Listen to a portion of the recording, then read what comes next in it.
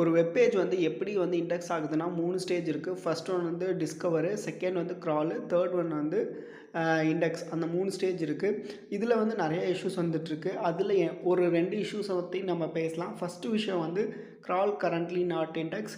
ரெண்டாவது வந்து Discovery currently not index. First இருக்கிறது தான் டிஸ்கவர்லி கரண்ட்லி நாட் இண்டெக்ஸ். அது எதனால் வருது அப்படின்னு பார்த்தீங்கன்னா, அது வந்து ஒரு இ-காமர்ஸ் சைட்டாக இருந்து இல்லை வந்து ரொம்ப பெரிய சைட்டாக இருக்குது, நிறைய கண்டென்ட் வந்து ரொம்ப நிறைய கண்டென்ட் இருக்குது அப்படிங்கிறனால இந்த டிஸ்கவரி இஷ்யூஸ் வரும்.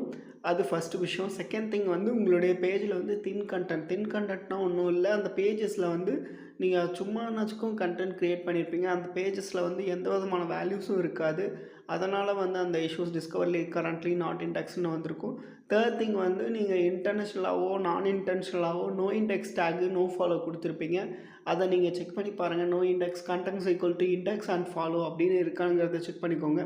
ஃபோர்த் திங் வந்து crawl budget issues. Crawl budget issues எதனால் வரும் அப்படின்னா வந்து ஒரு புது சைட்டு நீங்கள் நிறையா கண்டென்ட் க்ரியேட் பண்ணிட்டீங்க. பட் ஆனால் அது கிரால் ஆகலை அப்படின்னா அதை நீங்கள் ஃபிக்ஸ் பண்ணணும். இது எப்படி ஃபிக்ஸ் பண்ணலாம் அப்படின்னு பார்த்தீங்கன்னா, ஃபஸ்ட்டு விஷயம் என்னன்னா, உங்களுடைய கன்டென்ட் வந்து குவாலிட்டியாக இருக்கணும். குவாலிட்டி இந்த சென்ஸ் வந்து ஒரு வேல்யூ ஆட் பண்ணுற மாதிரி இருக்கணும். அதுக்கு நீங்கள் என்ன பண்ணலாம் அப்படின்னு பார்த்தீங்கன்னா, புல்லட்டட் ஃபார்மேட்டில் இல்லை டேபிள் ஃபார்மேட்டில் இல்லை ஹெட்டிங்ஸ் ப்ராப்பராக வச்சு, ப்ராப்பர் இமேஜஸ்லாம் வச்சு, யூனிக்கான இமேஜஸ், யூனிக்கான பர்செப்ஷன் ஒரு கண்டென்ட்டில் உங்களோட யூனிக் பர்செப்ஷன்ஸ் WAT ஃபார்மேட்டில் கண்டென்ட் எழுதுனீங்க அப்படின்னா வந்து இந்த இஷ்யூ சால்வ் ஆகும். செகண்ட் திங் என்ன அப்படின்னு பார்த்தீங்கன்னா, இன்டர்னல் லிங்க்ஸ் வந்து ப்ராப்பராக வைங்க. இன்டர்னல் லிங்க்ஸ் வந்து ப்ராப்பராக வச்சு ஒரு பேஜ்லேருந்து ஆல்ரெடி ஒரு பேஜ் வந்து இண்டெக்ஸ் ஆகிருக்குல்ல, அந்த பேஜ்லேருந்து இந்த இண்டெக்ஸ் ஆகாத பேஜோட லிங்க்கை வச்சிங்க அப்படின்னா அந்த பேஜ் கால் ஆகும்போது இந்த பேஜும் சேர்ந்து கால் ஆகும். அது வந்து செகண்ட் திங். தேர்ட் திங் வந்து பார்த்தீங்கன்னா, சைட் மேப்பில் அந்த URL இருக்கான்னு சொல்லி செக் பண்ணி பாருங்கள்.